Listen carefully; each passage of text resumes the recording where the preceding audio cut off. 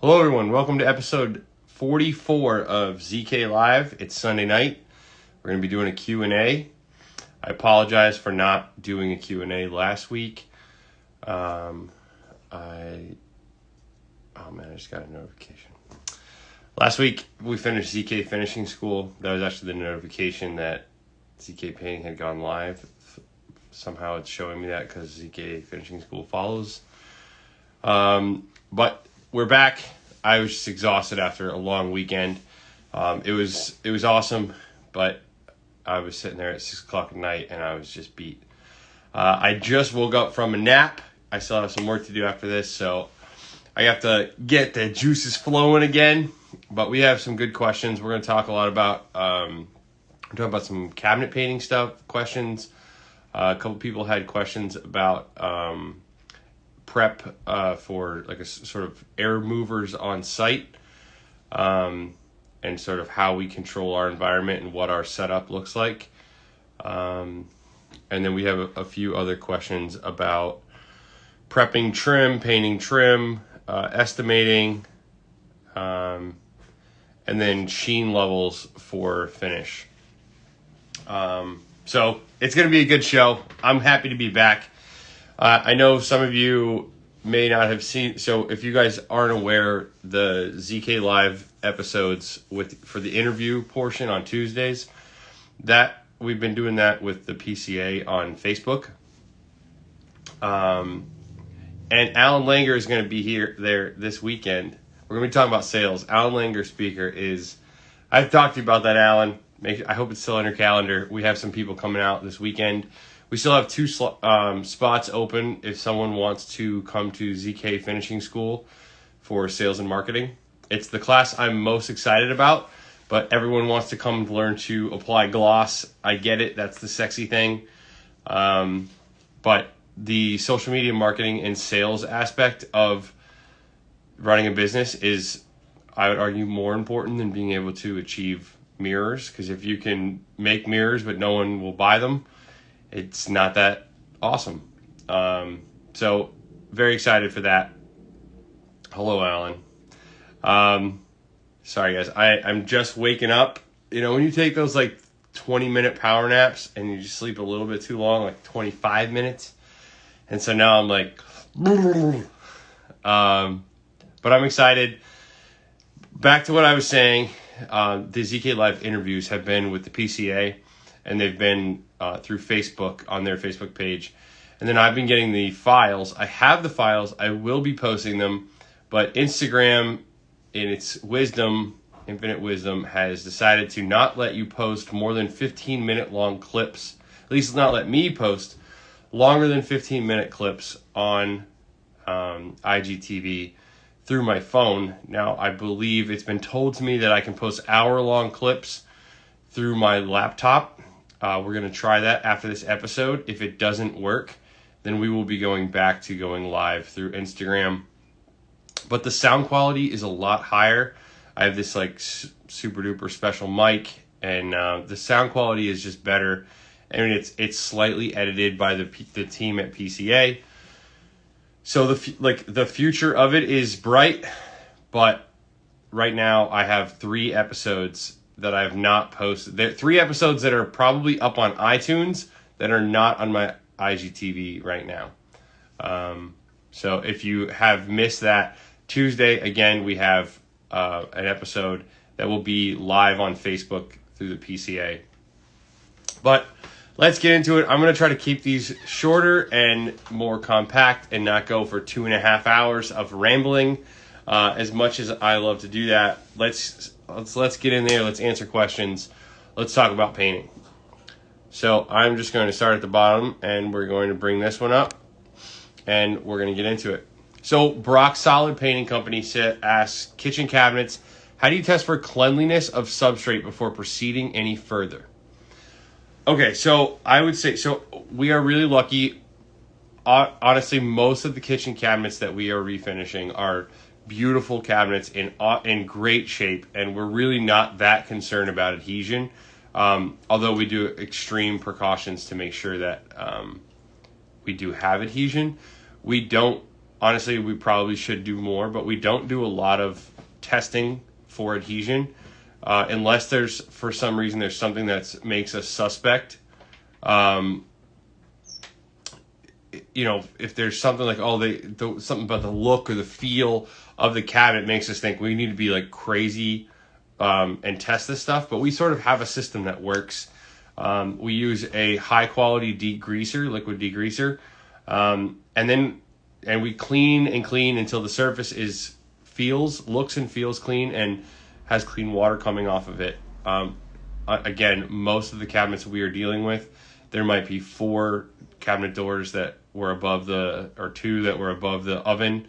Those might visibly have some grease marks on them, but for the most part, the cabinets we're getting are very clean. We clean them very well. We use a very strong degreaser. We rinse them, and then we sand them pretty extensively. I think probably much more extensively than the average job that you're going to refinish, the average painter. We spend our cabinet projects are not inexpensive, especially compared to the competition and what's sort of out there. What we are generally doing is giving them brand new, like custom cabinet grade finish at the end.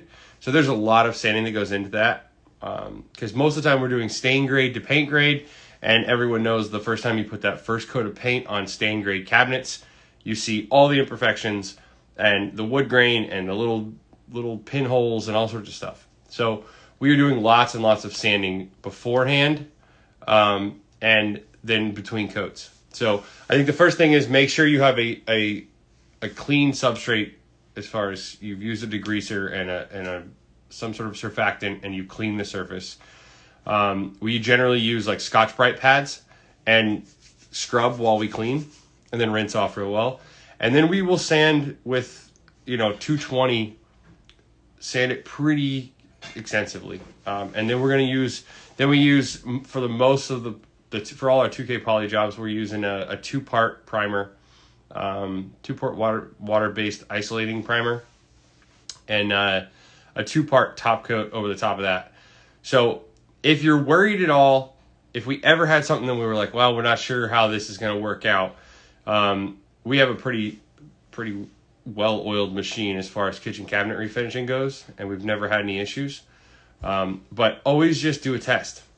And the question is, how do you test for cleanliness? I think there's a visual inspection, there's a feel, and then there's lots of sanding. When you can get that mechanical bond, right? The paint can bond chemically or mechanically. The mechanical bond, the scratch that comes from, we might even use 180 grit, depending on the project. The scratch that you get is going to help that paint stick to it. If it's super smooth, nothing's going to stick to it. You sand it really well, it's going to bite. But we are using multiple coats of primer, almost always 2 coats of primer, lots of sanding in between, 2 coats of top coat. Sam, make sure to put your questions in the bottom where there's a question. There's like a little question mark. You can put a question there. That way I can put it up on the screen and we don't lose it. Because the scroll, I don't get to read the feed because too many comments a lot of times. So any questions, please put them down in the bottom.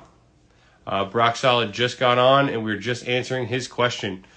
So to recap, we make sure we're using a high quality liquid degreaser.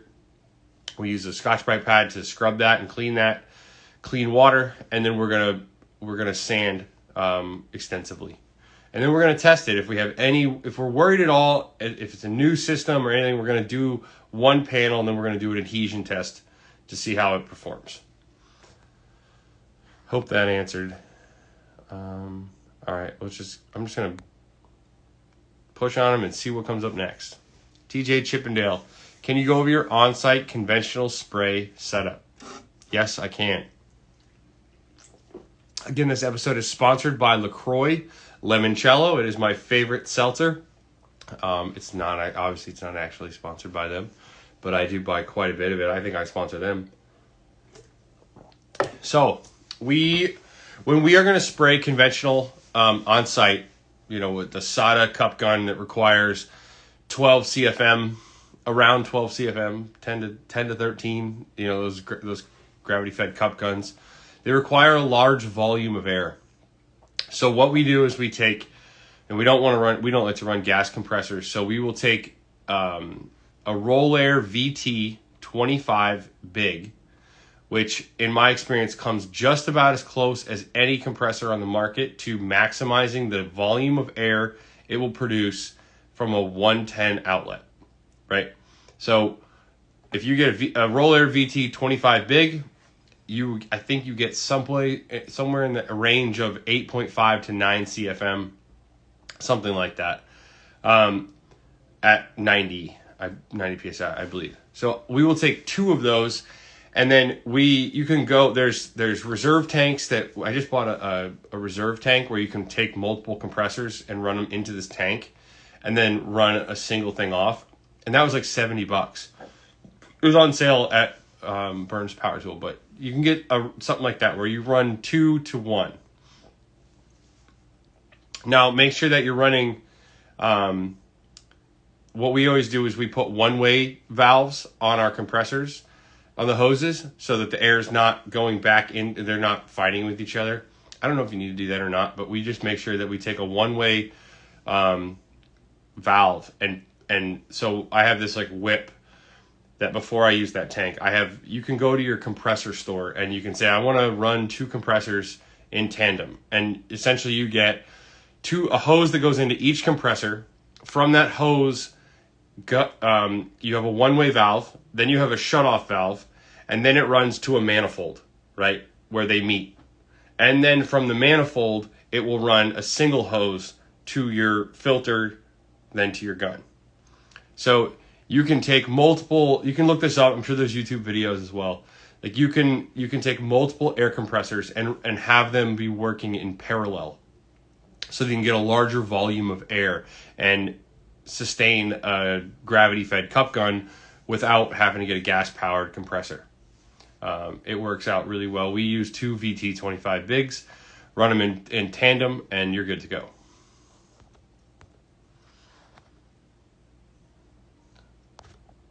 What's up, Caesar from MFC Construction? Caesar's going to be the first returning company to ZK Finishing School. Caesar was in our initial FPE training class, and he's coming this weekend for social media marketing class, which is really exciting. We're excited to have Caesar back.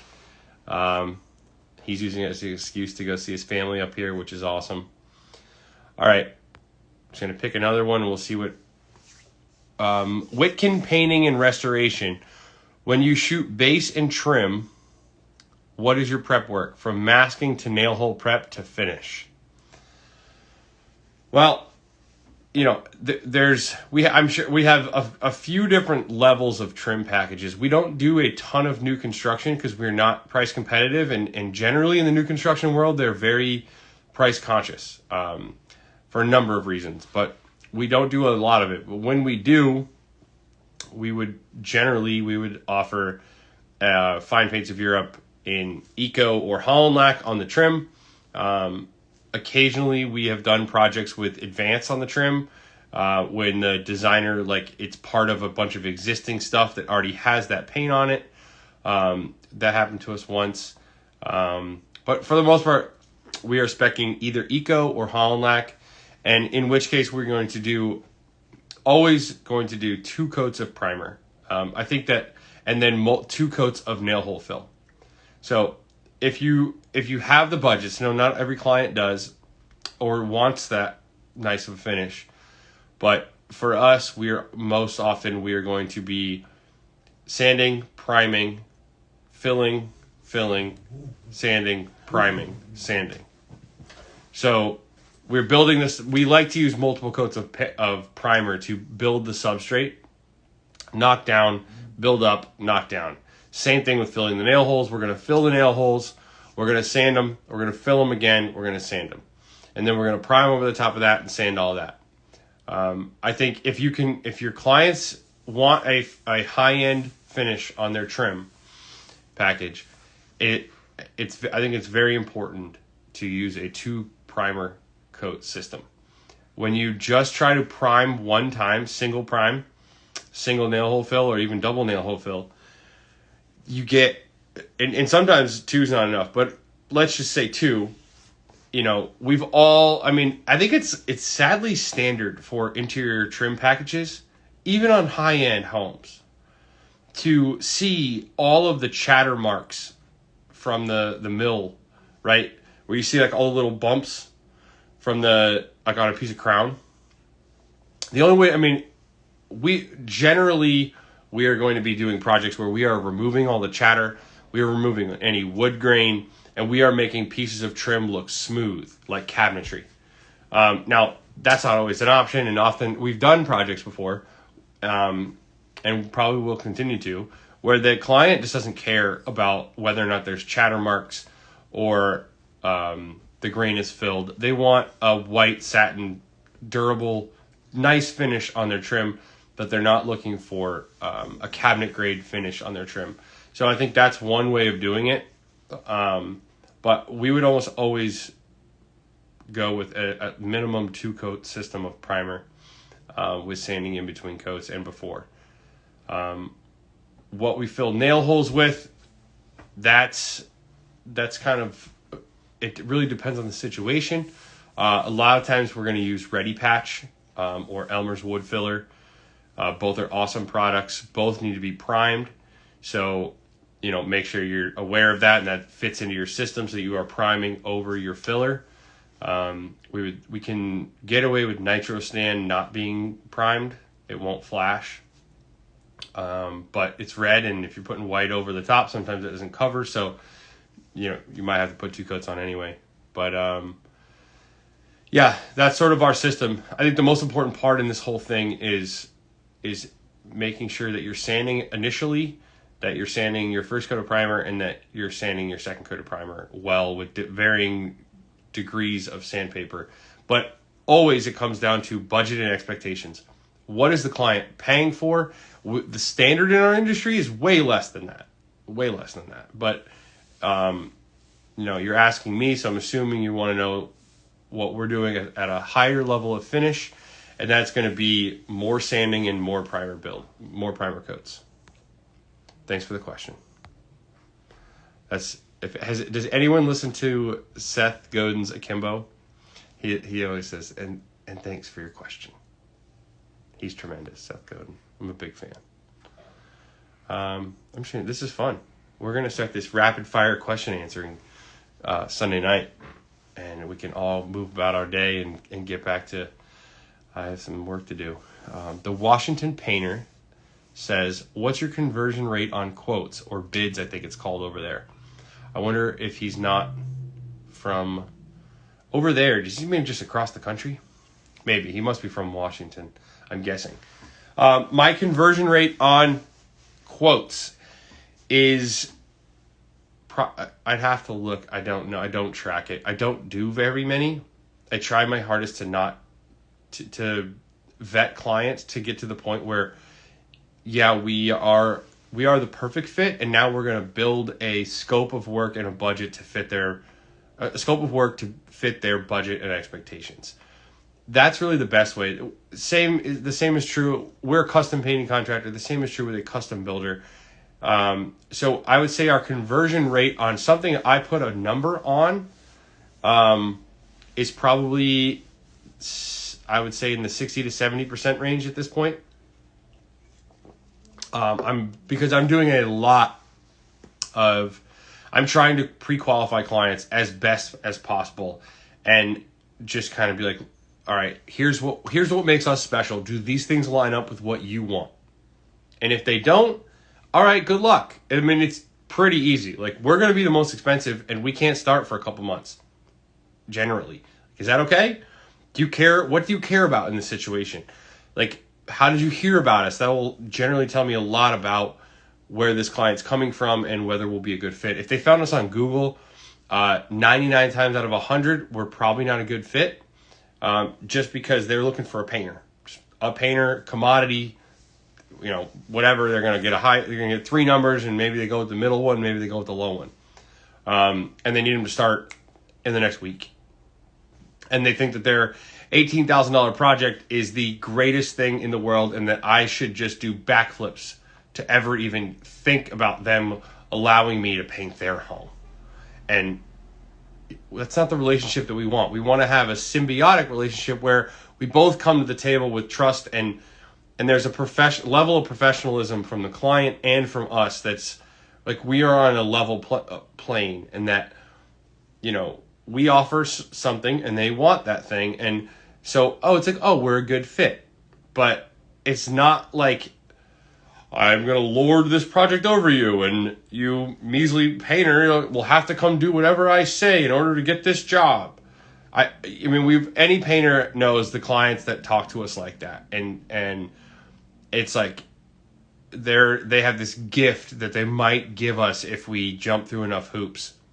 And anytime someone is seeing us as less than true professionals, like they would treat any other professional company, we're going to try to walk away as fast as possible. So I definitely have my conversion rate is getting higher and higher because I'm trying to bid less and less projects. Now, kitchen cabinet refinish projects, I can bid those in 5 minutes with a few pictures.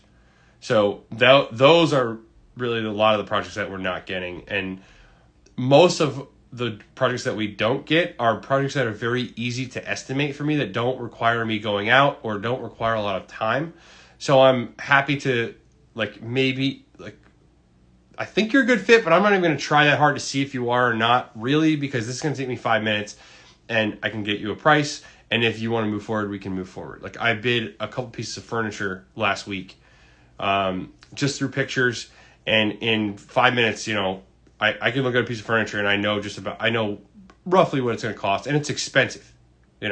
It's I think both pieces were like $4,000 or $5,000. They wanted like old piece of furniture to be gloss, gloss mirror finish, and that takes a lot of work. So, I'll probably never hear from those people again. I understand. They probably thought it was going to be a few $100s to repaint their thing with high gloss paint. That's fine. They didn't take me a lot of time. It wasn't a big investment, so I'm going to lose those. But for the most part, we are trying to find clients who want what we offer: high quality, passion, knowledge, dedication. You're not taking a risk when you hire us. Like, that's the big thing. Our clients understand that they're not going to be taking a risk by hiring us. They know it's going to get done right. We're going to do what we say we're going to do. We're going to follow through, and we're going to execute at a high level. So when a client, just like at the custom builder, that's what is sort of, the client is looking to find those things out first. And those are the clients that we want.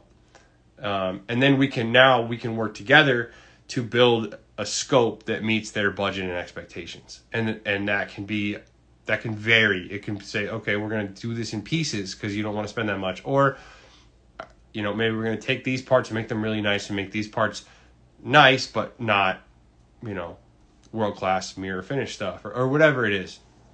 But I think trying to, in the beginning, we're busy. Like, we have way more demand for our services than we can keep up with generally. And that's by design. That's definitely by design, because for my whole career it was the other way around, and I was this measly little painter who was just begging for you to pay me anything to paint anything for you, because I didn't know what I was doing as far as running a business. Now it's a little bit different, and I'm trying to close at a higher rate but not estimate as often. Thanks for the question. Thanks for your question. You guys should all hear Seth go, and his cadence they're tremendous. Cadence is tremendous. Simp35 said, so would you paint aluminum siding black, or would you prep and replace the wood trim second? What primer? I think it means secondly, what primer would you use? Would you paint aluminum siding black, or would you prep and replace the wood trim? I don't follow why that's an or. Simp, are you on here to help me figure that out? Honestly, I've never painted aluminum siding. We don't have a lot of aluminum siding around where I live. At least my clients don't. I just never painted aluminum siding. I would So I would defer. I would call Fine Paints of Europe. I don't think there's a lot of clients with aluminum siding who want FPE on it. Maybe there are, and I just don't know them yet, or whatever. But I don't. This one I don't have an answer for. I would talk to your paint rep. And would you prep and replace the wood trim? Honestly, I don't know this one. Sorry, buddy. But Simp has multiple questions for us tonight, so we'll get another one answered for him. Simp 35, tips on prep work on exterior with power washing and caulking. Boy, you got some broad questions over here, my friend.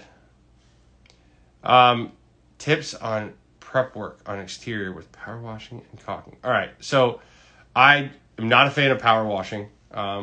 We try to now. At this point, I have gone back and forth on how much we do power washing in-house, how much we sub it. And it's something I really don't like to do. Personally, I don't like to do it. I don't know whether there's anybody in my company who likes to do it. We just don't do it very often. And so what I've chose to do this summer on one of the exteriors we did, we washed it. Actually, I washed it with Jason. Because it's not, it's just one of those weird things where like my painters are producing, they're painting, they're on projects, and power washing is this like weird thing you have to do ahead of time. It requires like all the different gear, and if you power wash 3 times a year, there's always a leak in a hose. It's always like a thing. And so I generally end up overseeing that because it's a hiccup. It gets in the middle of our rhythm. So for the most part now, the last 2 exteriors that we did, I've subbed out to a professional power washing company that I found that I finally trust. It took me probably 5 companies before I got somebody where I don't feel like I need to babysit them while they're there. And as many of you painters know, I believe that paint contractors, like I wash a house in order to paint it in a very different way than you would wash a house if you were washing it to wash it. Meaning, if I'm a pressure washing company, client calls me, they want their house washed. I come out, I clean the house. It looks good from the ground. All looks good. It's clean. It's been washed and rinsed. The client's happy. Their house looks clean, and they cut them a check, right? That's the threshold for the average pressure washing company as far as the way that they are cleaning that house. Now, that is generally done by spraying large amounts of product, the chemicals, on surfaces, letting them dwell, and then just rinsing them off. That's not enough for me, for our exteriors. I want every inch of this place washed. Now, not blasted with 2,000 PSI and made marks, but like when you're washing in order to apply paint, you need a much more thorough inch by inch cleaning, because it's the adhesion of our paint is being built on this key step, right? The house has been being out in the weather for 5, 10, 15 years. We need to clean it before we apply paint over the top. So a very thorough power washing is necessary if I'm going to be confident in building a skyscraper on this foundation that we've now had. And this is my favorite analogy in paint is we're building off of a solid foundation to build our skyscraper. If we have a weak foundation, it might look good the day we finish the building, but what will that building look like down the road? And again, so Bresson said, does anyone else sub out pressure washing? Anyone else, please put your comments down below.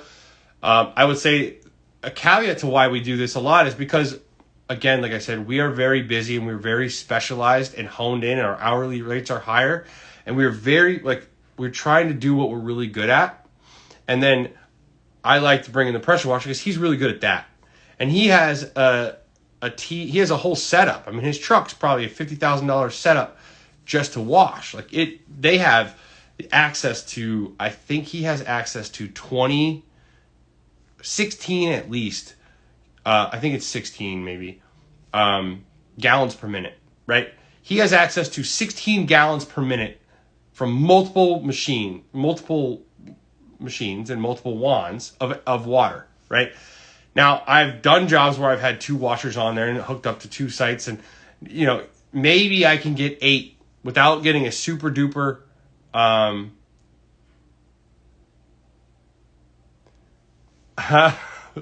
so I get so distracted by reading those comments. But the speed at which a professional company with a real setup can get the job done, like he can apply chemical, and I've bought bootleg versions, not bootleg, but like I've bought transfer pumps to apply chemical, but it's this whole huge hassle, and he's just set up to drive there, get it done in 2 days, and drive away. So that's what we're doing at this point for power washing. I will say for caulking on the exterior, I would look to we use Tower Tech 2. It's considered a sealant. The flexibility on it, whatever, all of the specs on it are super duper. But it's still water-based. It's not one of those oil-based caulkings and sealants, which we've used in the past, that are really a pain in the butt. So Tower Tech 2 is what we use. You just want get the most expensive caulking with the most flexibility as possible. Make sure you have a sound substrate that's primed first. We always want to prime our wood before we caulk. And then put a thick enough bead that it can actually flex. You put those little tiny thin beads of caulking. There's not enough caulking there to actually move. But use good caulking. Pressure wash very intently and thoroughly, and you're good to go.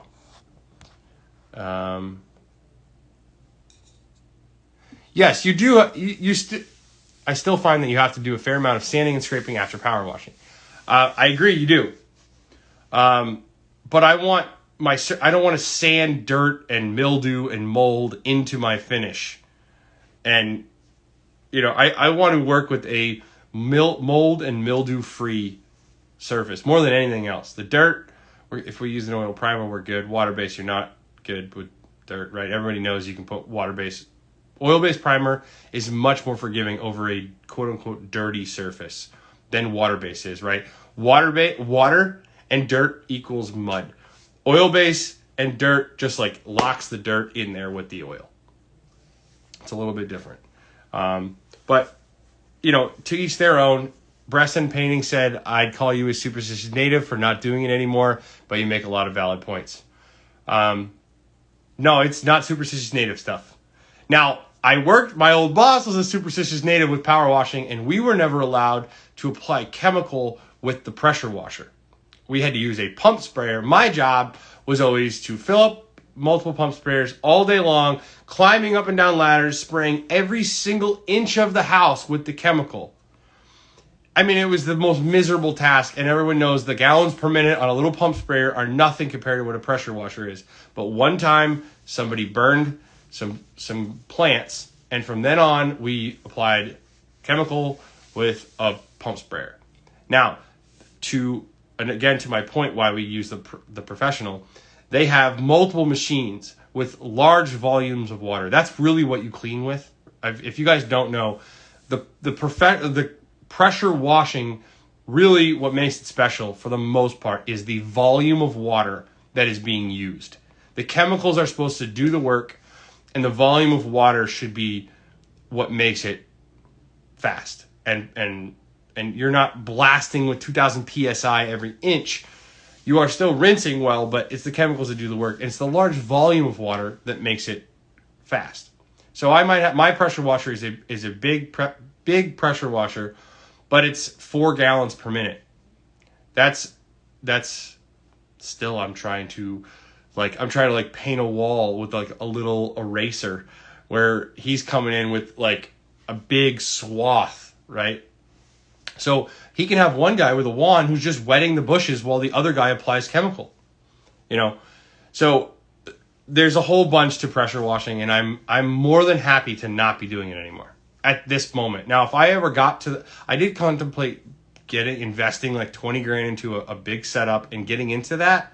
And I just decided it was not in our wheelhouse. It was not where we needed to be spending our time and energy. And so I'm lucky to have found somebody that I can sub my work to. Shout out to Time to Shine Pressure Washing. Andrew, he's awesome. He's like I am to paint. He is to pressure washing. He's obsessed. He knows everything. He's a very passionate man. Everyone, you should go look up Time to Shine pressure washing.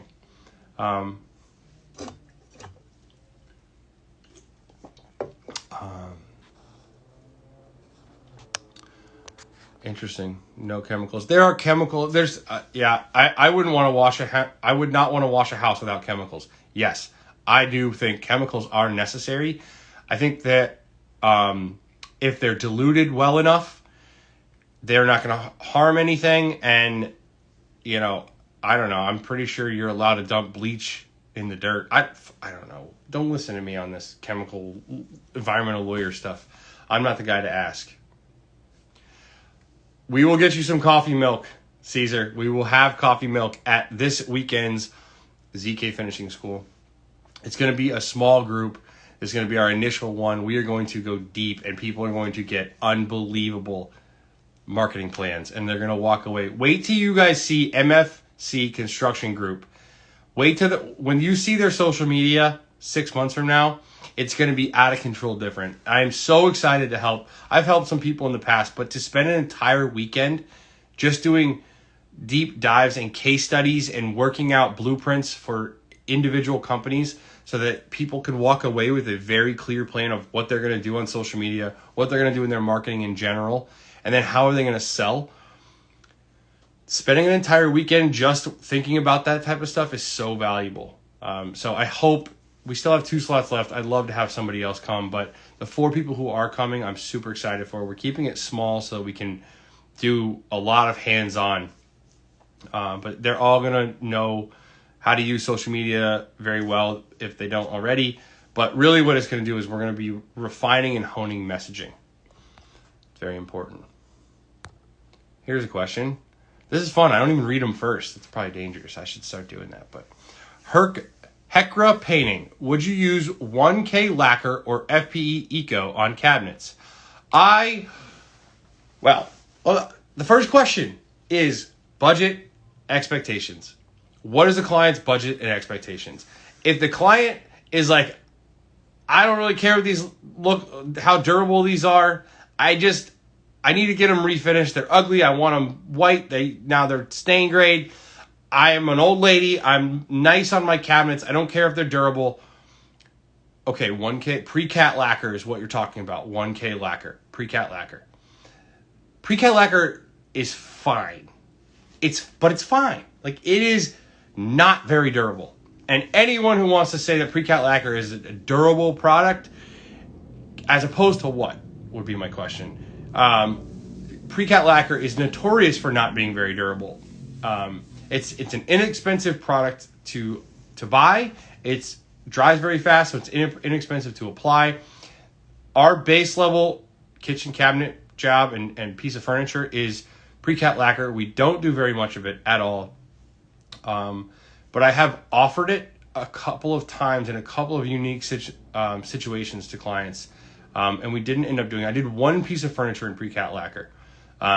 It's super fast, super cheap, and it's fine.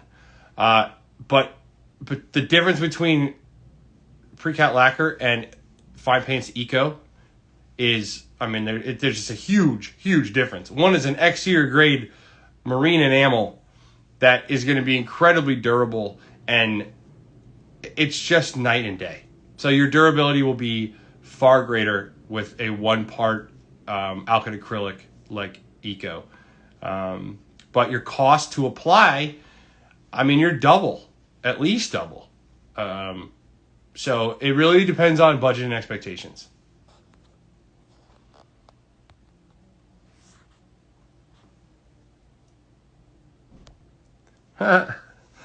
Simp, he's got the trifecta here. 3 questions. Last, I'm trying to wrap my head. Oh, I did them in order too. That's even better. Look at that. Last, I'm trying to wrap my head around the whole idea of how many coats of primer after painting to get gloss wall.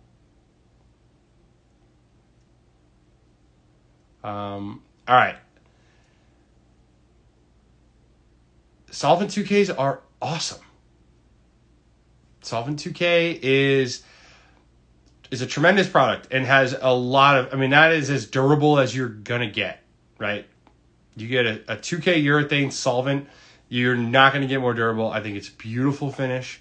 It's a more aesthetically pleasing finish than a water-based 2K, I would say by far. By far, whatever, however you want to say it. It's a more aesthetically pleasing, it's less plastic looking. It's more oil enamel looking and more pre-cat lacquer looking than 2K. Water-based 2K poly has a lot of advantages. One of its disadvantages, one of the drawbacks is it tends to look fairly plasticky and feel fairly plasticky because it is a form of plastic, right? Polyurethane plastic is this type of plastic, I think. I don't know. But solvent 2K is gonna burn into each coat. It just has a different look and feel to it. Plus, it's more durable than water-based. But boy, does it smell. You have to be careful with that solvent-based 2K stuff. We've done a few projects with it, and we'll continue to.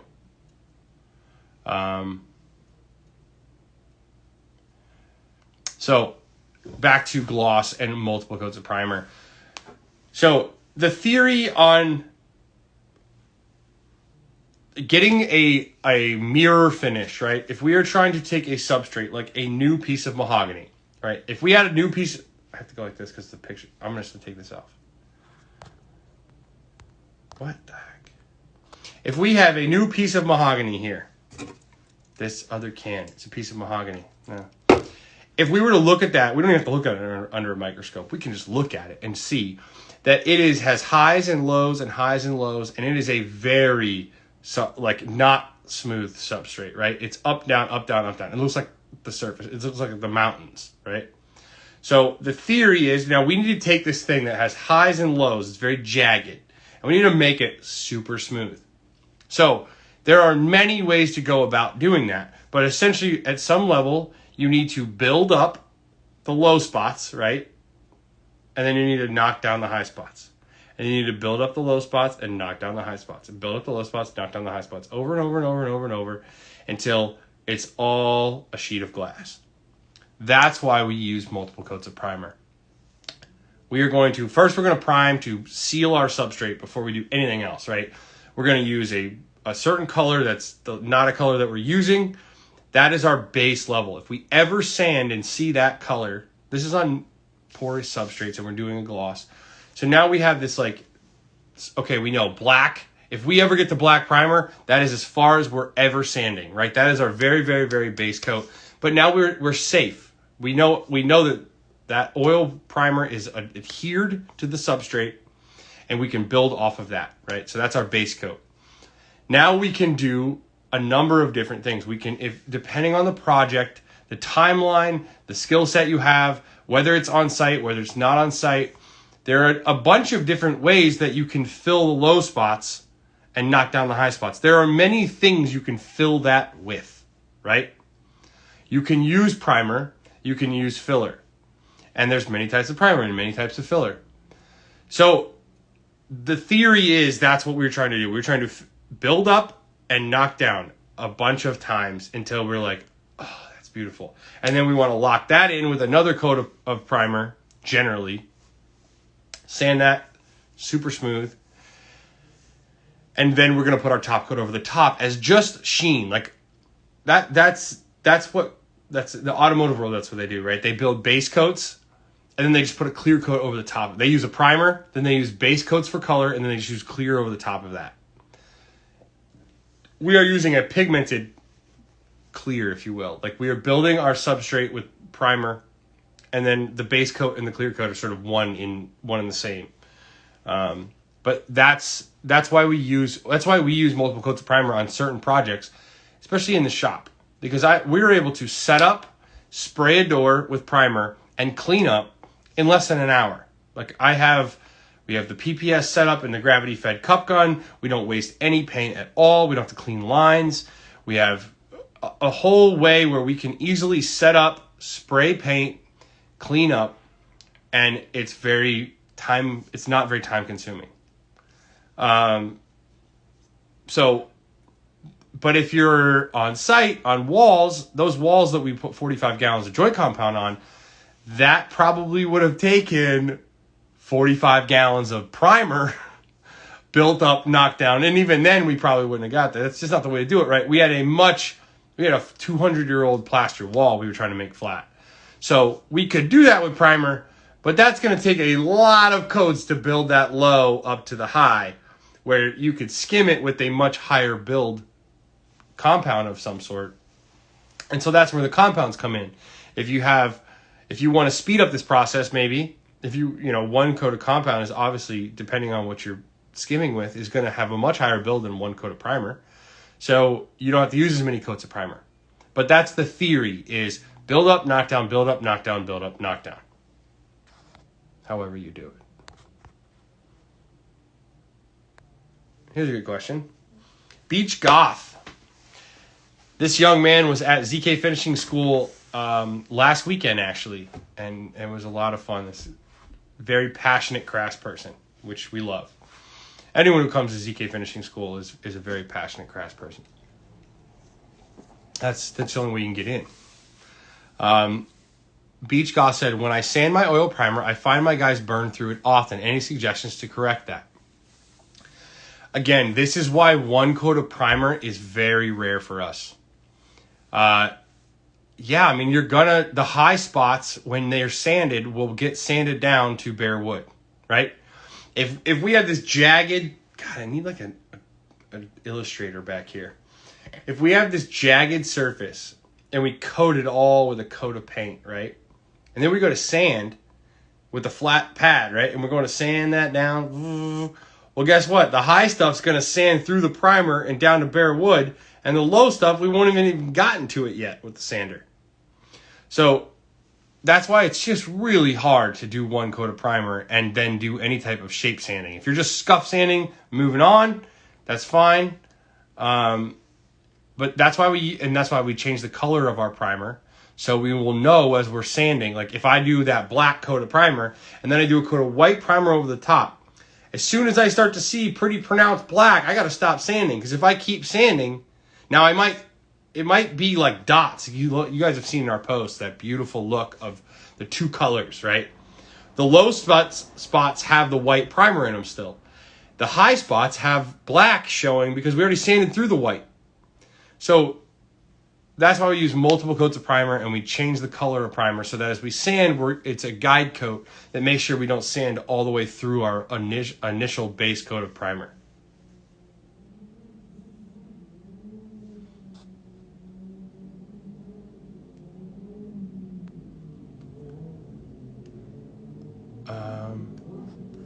That's funny. Beach Goth, you don't think you sent that question? Bresson says, without maybe knowing exact science, in your opinion, do you feel better about multiple coats of primer to build or primer with a compound and seal the compound with primer just before top?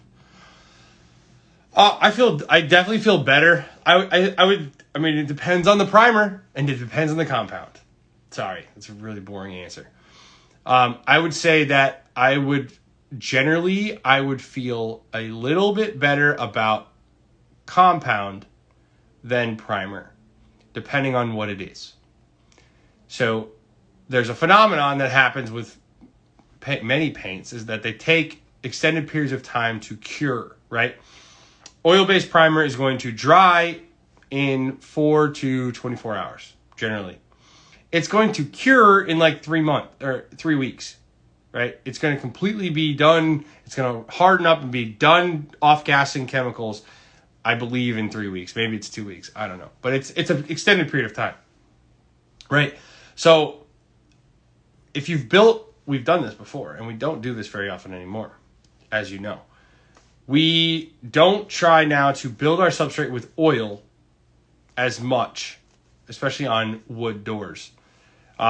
Because unless you have 2 or 3 weeks to wait for that primer to dry and cure before you sand it flat, you might sand that substrate flat and then paint it. Looks like $1 million. Well, guess what? 2 weeks later, that paint is shrunken just a little bit in the thick spots, more than the thin spots, because there's more primer there.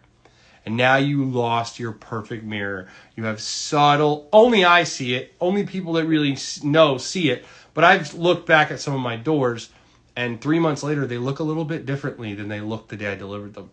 And that's because the primer is still curing. So compound, I'm going to be more confident of curing and not shrinking back after it's dried, I believe. So that's kind of my thought process there.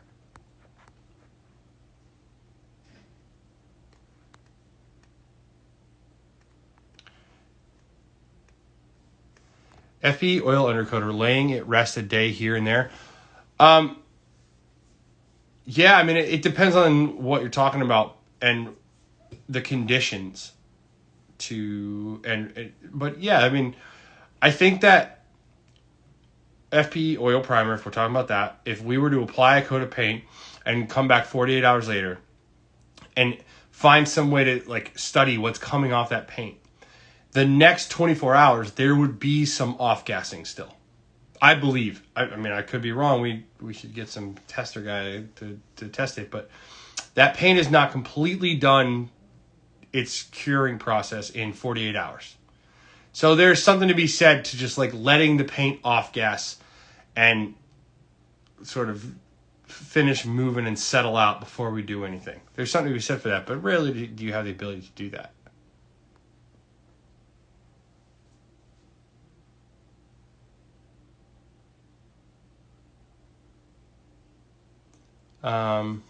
Perfect.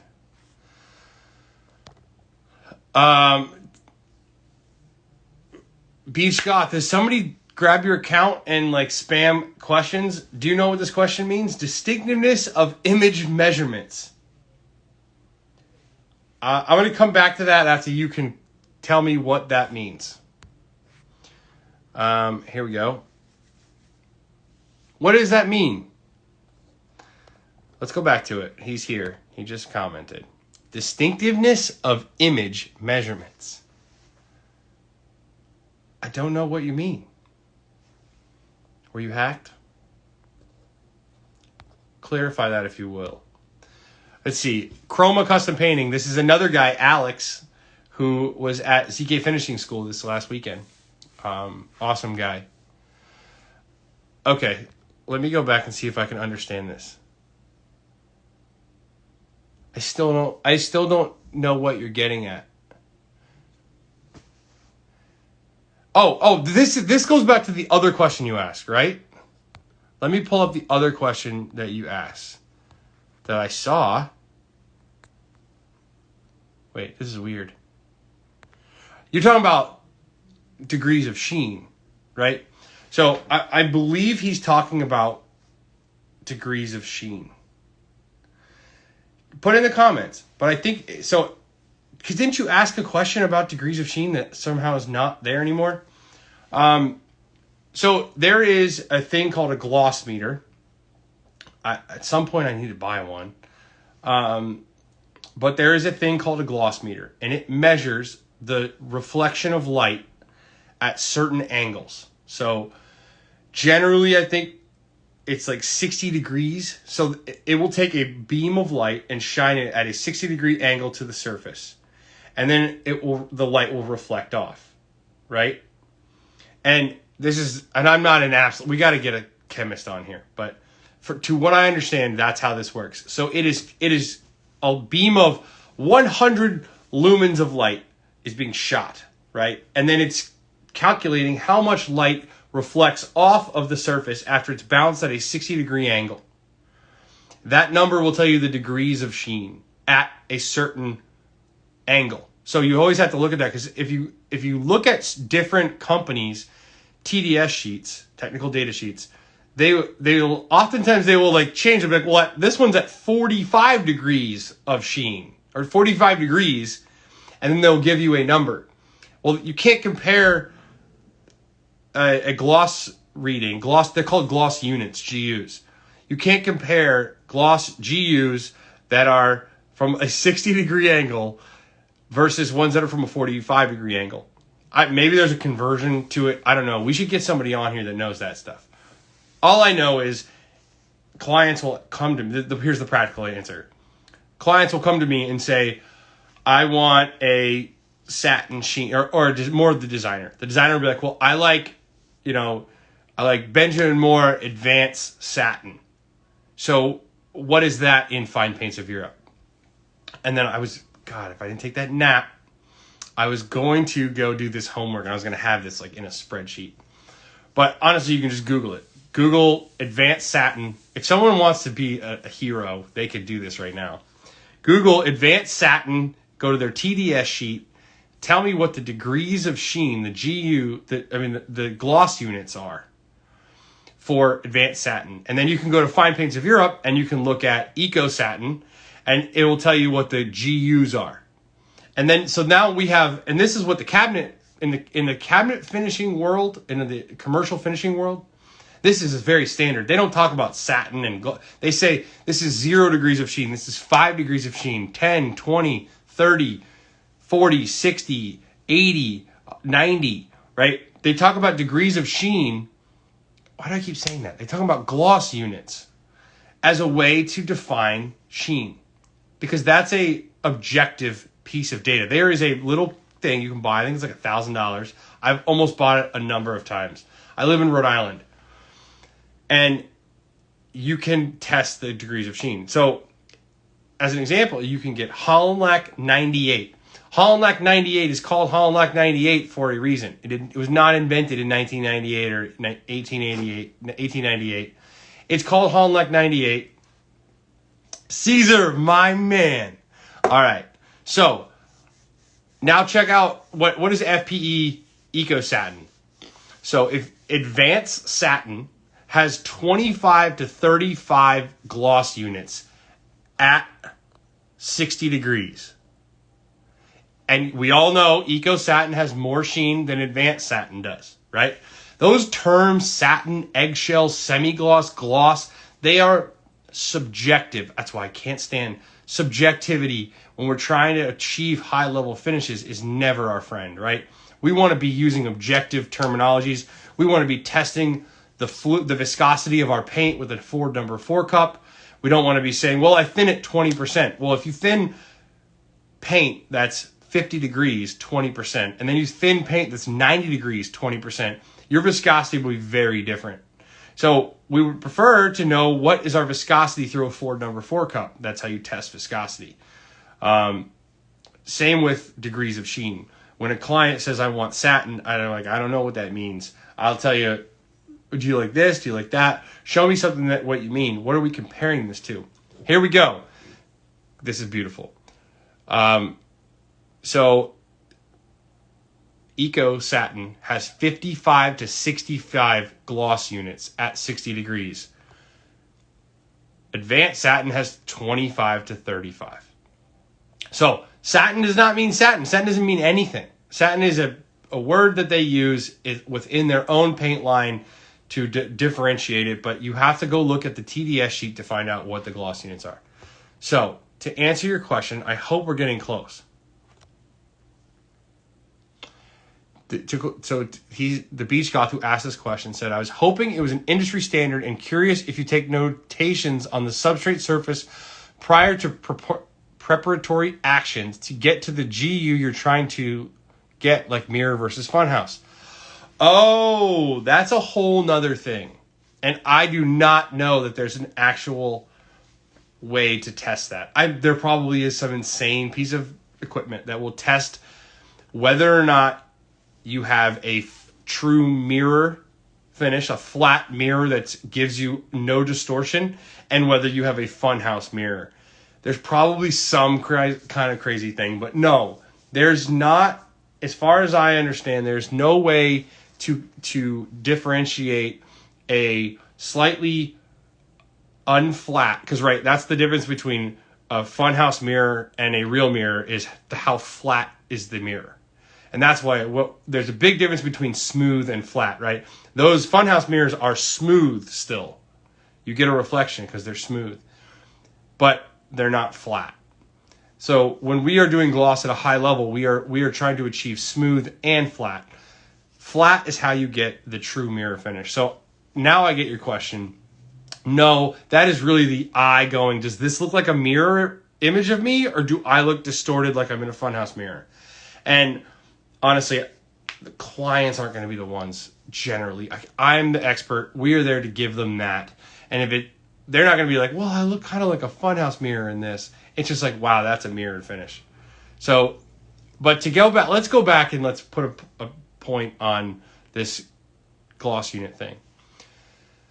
So, Hallmark 98 has 98 gloss units at 60, I believe.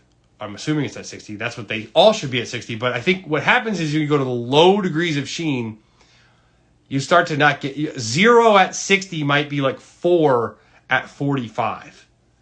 I believe, right? Because the more you come down, everybody knows like when the light's coming from an angle, it'll bounce off easier than if you shoot light straight at something, right? So I think when you go down to 45, the lower degrees of sheen can sometimes be, the lower gloss units can sometimes be talked about in 45. I think it's 45 or even 30 degrees of angular sheen, I believe. But anyway, if you look at Fine Paints of Europe, Eco Brilliant, right? They're alkyd acrylic, Eco Brilliant, and you look at Hallmark Brilliant 98. Hallmark Brilliant has 98 degrees, 98 gloss units. Eco has like 85 gloss units. Most companies' gloss is 80 to 85, right? That's considered gloss, 80, I believe. Something like that. Well, I mean, it doesn't really matter. Every company can say whatever they want. There's not a governing body that's like, well, you have satin because it's at 32 gloss units. Stamp, you can use the word satin now. Unfortunately, that's not how our industry works. And it's really frustrating.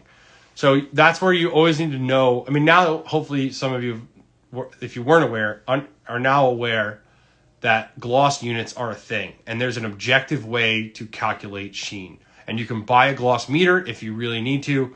I've never really found the need to. At this point, we don't do a lot of like matching of exact substrates. If you were like a touch-up guy, you might want that. Side note, we need to find. There's a company. I met this guy in Minnesota that just did touch-ups, and it's such an art to just be a touch-up person. What type of paint would you use for brick? I would generally use Loxon from Sherwin-Williams, or if you're just the average guy. Oh, gloss meters are only 3,000. Sorry, guys. I underestimated. They're 3,000, not 1,000. That's what Beach Goss said. I thought I saw one for like 1,500. I was this close to buying a gloss meter one time. It wouldn't have done me any good, probably, so I'm glad I didn't do it. But how do you decide close sheen? Able to accurately calibrate gloss meters. Yeah, I mean, you can definitely, I can look and kind of give it pretty good. Like we do most of our kitchen cabinet refinishing in 20 degree sheen, which, I just call it satin, right? I can tell a client, well, we're using satin, right? Well, that's a 20 GUs. But the difference between 20 GUs and 30 GUs in a white kitchen cabinet refinish is like a nothing. You're not going to, it's going to be tough to say it's not what I want. On a side note, does anybody else here, by a show of hands, oh wait, that's weird. Does anybody else here not a fan of semi-gloss? I can't stand semi-gloss on trim. Semi-gloss, it's such a halfway, it's funny because I used to use a ton of semi-gloss. And then I got in the fine paints world. And now, I don't have any use for semi-gloss. Isn't that weird? I know people use it. Someone just told me that some client for somebody I know was speccing advanced semi-gloss. I'm like, ew. Semi-gloss to me now is not my thing. It looks tacky. Yes, Kendall, my man. I personally am not a semi-gloss fan. And we really try to encourage clients. I did semi-gloss black doors once, not that long ago, for designer, and we custom blended Holland Lac Brilliant and Holland Lac Satin to get the sheen that they were after. But we were matching something else. But man, semi-gloss to me is ugh. It's just not my thing. I feel like semi-gloss is like the Golden Oak cabinets. It was really cool at one point, and now it seems dated to me.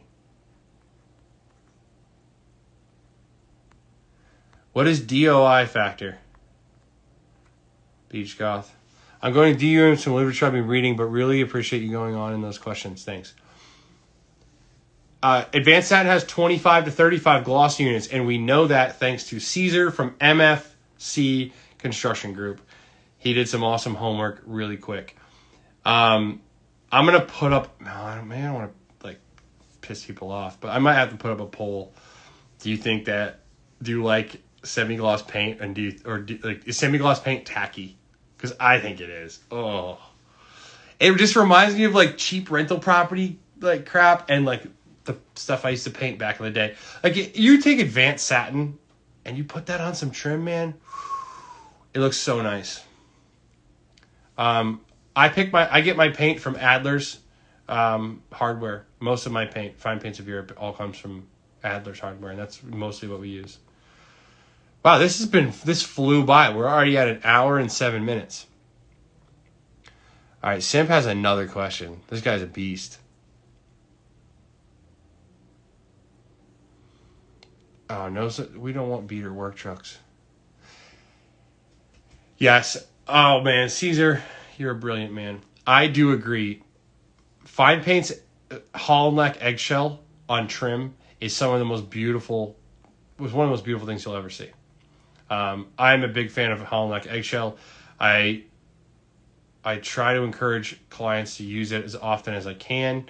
They don't always go for it because of the term. I think it's more the term. When we show them samples, which we just don't get into doing that often, but hollow neck eggshell is gorgeous. Gorgeous paint. Simp, I haven't read this question. I need to read them, guys. Sorry, I'm getting excited. Okay, wow. Light a light went off. So now you would color the joint compound with food coloring. I'm using the green lit. I've always colored my joint compound with blue, the powder they sell for chalk lines, blue chalk. So you can, at Home Depot in the chalk line area, there's just the thing for chalk that goes in the chalk line machine that you pull a rope string out of. We've just used that blue chalk line stuff. Never red, but I think guys use food coloring too. I think I've seen that. When it comes to exterior painting, since you're in RI, if you're doing a house by the beach, is there a preferred paint that handles the ocean salts better? 100%. Of course there is. Yes, we use Eco Satin. Eco Satin is the gold standard for exterior durability on the water, and really anywhere. The color fastness and the durability of Eco Satin, or Eco, I should say, brilliant. We're doing brilliant on a project right now on all the trim. Eco is crazy color fast, crazy durable. It's a marine grade alkyd acrylic. It's phenomenal. And then we use the same stuff on the outside of your house, on the inside of your house, on your trim. It's beautiful, high performance coating. Can't be doing that with many other ones. All right, I think that's it. I think we are out of questions. Wait, we have one more. Wait, no, oh, here we go. Kendall. All right, thoughts on Eurolux on doors. I think I saw pics from John Shear, and it looks beautiful. I know a friend of mine, Jakey Meyer from Fresh Start Painting in New Jersey, did a big project. He does some crazy projects. They do unbelievable houses down there. He did an entire house, all the trim in Eurolux flat, I believe. Maybe matte. I can't remember. Eurolux on doors, interior doors only, not exterior, I think it has a place. Now, flat. I don't think matte probably does, because then you'd probably just go, unless it's a dark color, then you would probably just go with oil eggshell. We have to look at degrees of sheen again. But I know that, no, I think Jakey used flat, because it was the designer wanted flat on the trim. And am not aware of a flat paint that's more washable than Eurolux flat. It's incredibly durable, amazing product. So it would come with lots of caveats to the client. Hey, we are putting a wall paint non-enamel on your trim. It is not going to be a durable trim paint like you're used to seeing. It's not going to perform like that. So you are sacrificing durability for aesthetics. Cool? If so, we would be off to the races with the flat. I wouldn't probably use the matte. I would probably use oil eggshell in that case, unless it was a dark color. Oil eggshell does not come in the dark colors.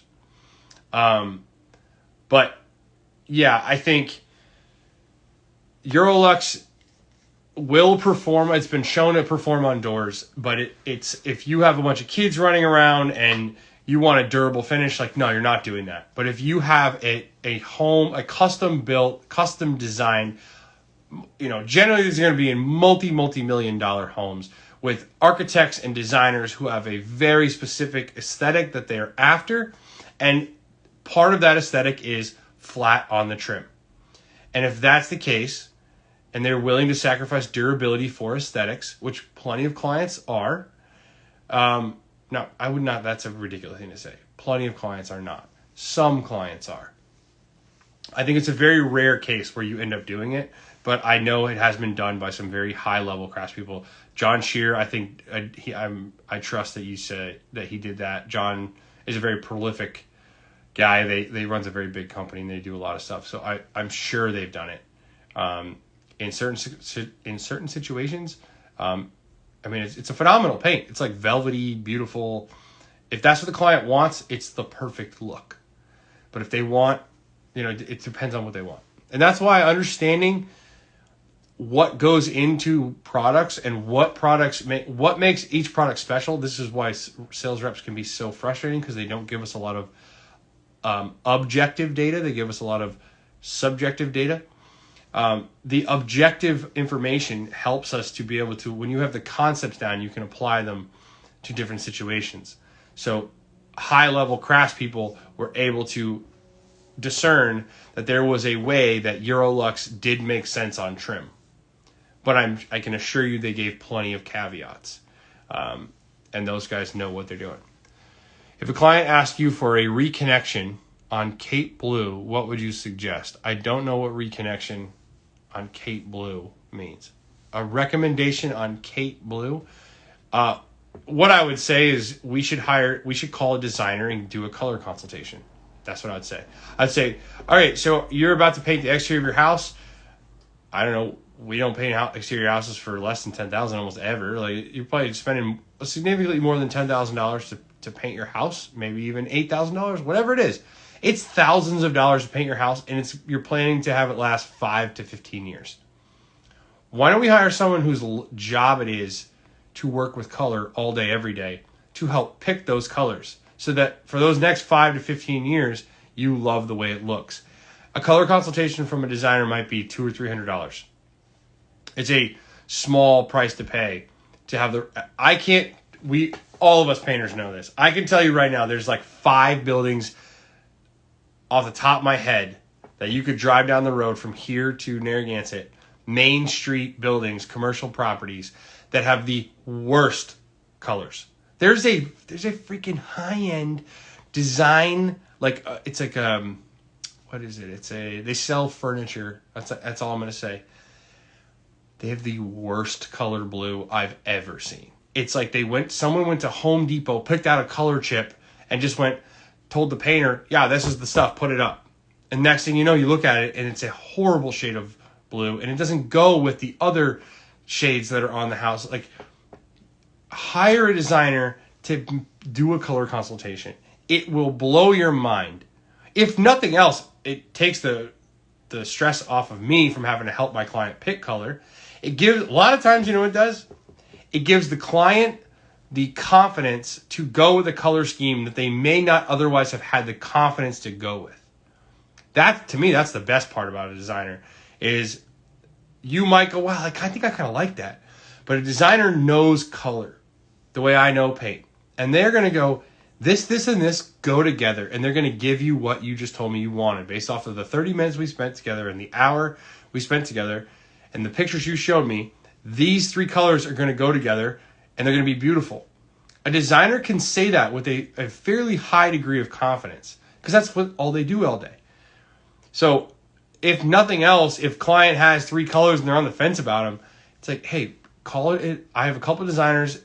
Call this designer. I think they'd be a good fit for you. Have them come out, do a quick color consultation, couple $100, and now you have, if nothing else, you have great confidence in the color scheme you've already picked. You're never second guessing it. Or maybe they tweak 2 little things and give you a color scheme. I can show you. I remember the first house vividly that we did it on, and it didn't seem like it was a big deal.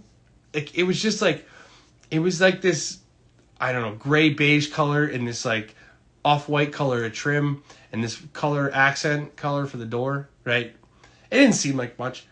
When you see this freaking house, it's beautiful. The paint job is good. We did the paint job, but the colors make this house beautiful.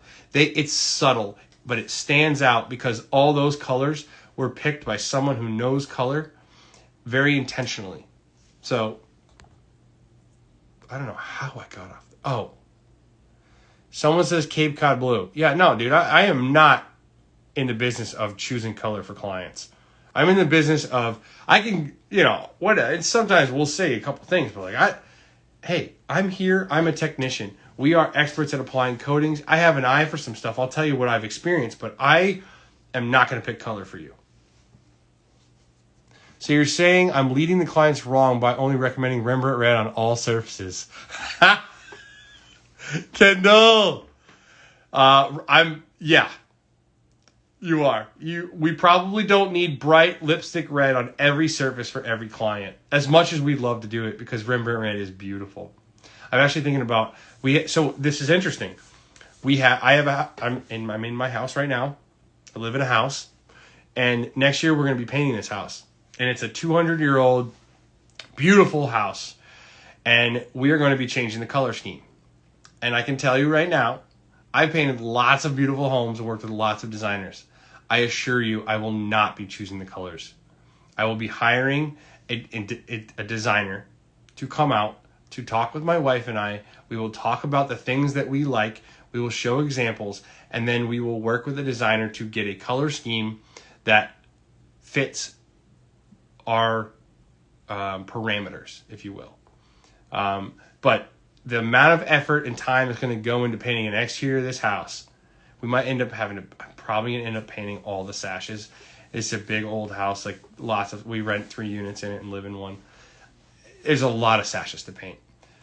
The scheme that we go with will be the scheme that is on this house for the next 15 to 20 years. I'm not just going to be like, well, this one looks good with this one, and maybe I'll put a sample up on the wall. No, I want someone who eats, sleeps, and breathes this. In fact, whatever. But, yes. The guy asked that said, yeah, totally. When someone thinks Cape Cod blue, it can be totally different than what someone else thinks Cape Cod blue is. 100%. You have to be careful with that type of stuff. Oh, Ellen and Josie said I'm awesome. Thank you. MF Caesar said you can never go wrong with white on white on white. That is true, but you have to be careful. It better all be the same white. Or if it's not the same white, it better be someone who knows what they're doing, who's talking about the different whites.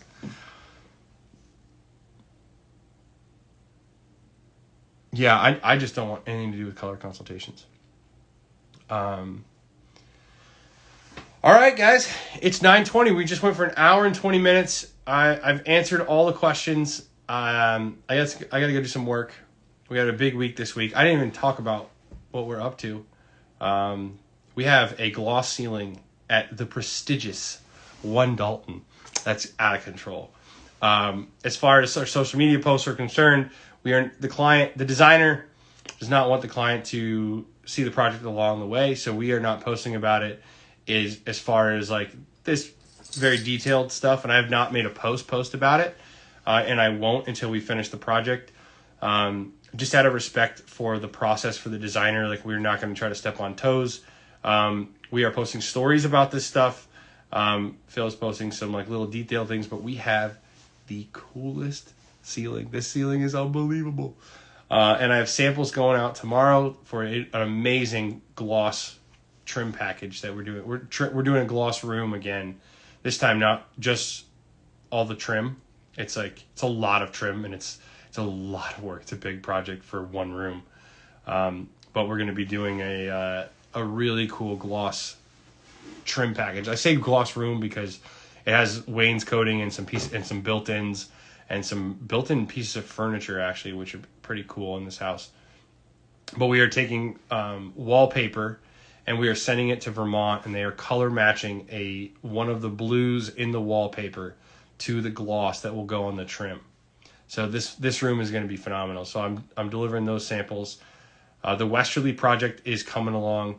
We're getting really close. Probably another 2 weeks most until we finish that project up. Tomorrow we're delivering all the cabinet doors. It's the beauty of the team that we have and the setup we have. We were able to take all the cabinet doors off. Patty and Caroline were able to work on all those cabinet doors, all the cabinet carcasses. Boxes, carcasses, I don't know why I call them carcasses, but I have for a long time. It just sounds weird, though. You should call them boxes. The cabinets, they all got painted on site. Yes, we're in Weekapaug. It's a beautiful house on the water down there. Beautiful house. And so the ability to have all those cabinet doors, there's a lot. Everyone who's at finishing school saw how many there are. Oh, no, the gloss ceiling is in Boston. No, the gloss ceiling is in One Dalton. The most prestigious of all residences or buildings in the city right now. The tallest building in Boston, actually. It's crazy. But we were able to take all the cabinet doors off, bring them back to the shop. Dan and Cameron were able to prime, sand, paint, sand. And now we're delivering them back to site, sanded and ready for final coat. And Patty and Caroline have this amazing technique that they have refined over the course of a bunch of cabinetry and a bunch of built-ins, where they apply the finish coat with a certain type of brush, which if you DM Patty, she will tell you the process. And I'll probably have to make a post about this because it's pretty cool.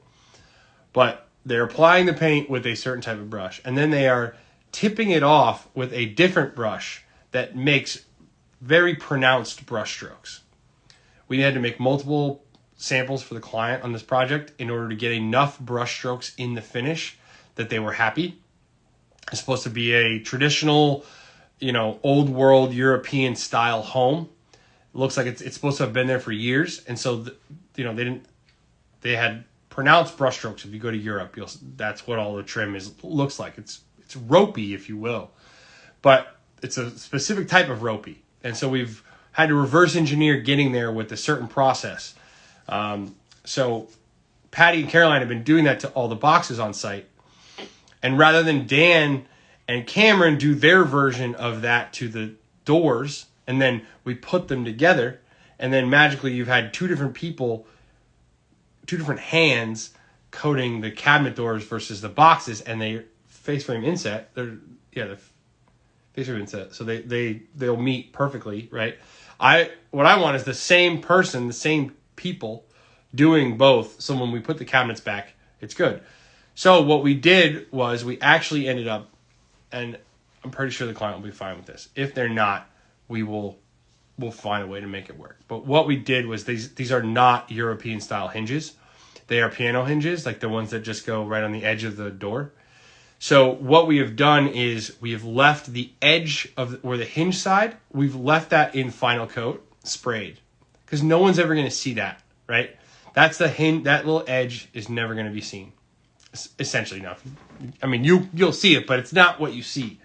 So I'm hoping that the architect will allow us to just install these cabinets so we don't have to brush that spine around beautiful brand new hardware. Now, granted, we can mask it off, we can brush around it, we can do that, but it's a whole thing.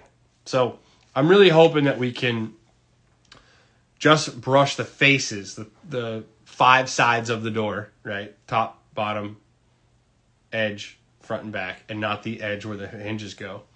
But that project is coming along awesome. Shoreline did a bunch of that work with us. We were working side by side with them on that project. Pretty cool. And then Patrick and Arturo finished the kitchen cabinet refinish. Well, we finished that a little bit ago. They finished a whole front hall front entry hall repaint that turned out amazing.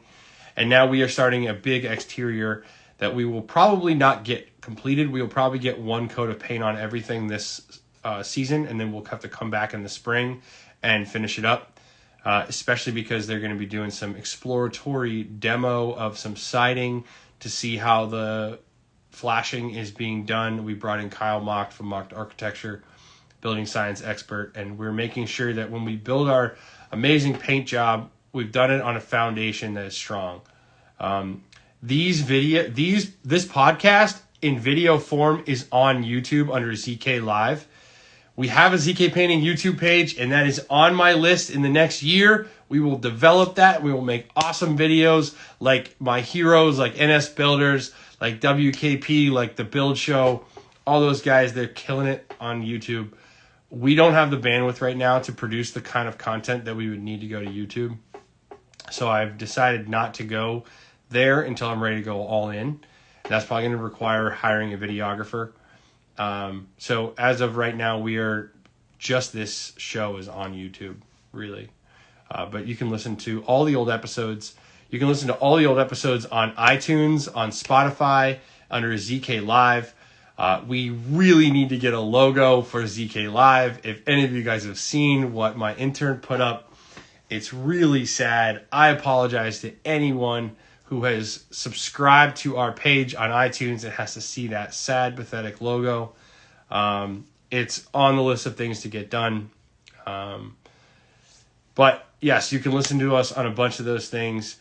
This week, I have to solidify the guest before I say who it is. The following week on ZK Live, we have an awesome interior designer that we just finished a project with. He is incredibly talented. I can't wait to show you guys this final project. Oh my God. The transformation. It's why you hire an interior designer. A good designer can absolutely transform a space in a way that the client just can't get to without someone who eats, sleeps, and breathes design. So I definitely love working with designers. We're going to have more designers. We have an architect scheduled for, when is he scheduled? I forget. We have an awesome general contractor that we have scheduled. We're trying to bring on people on the podcast that aren't just painters so that we can talk about the painting world through other people's eyes. But I am due for a painter. So although I had Lou Millinghausen on last week. You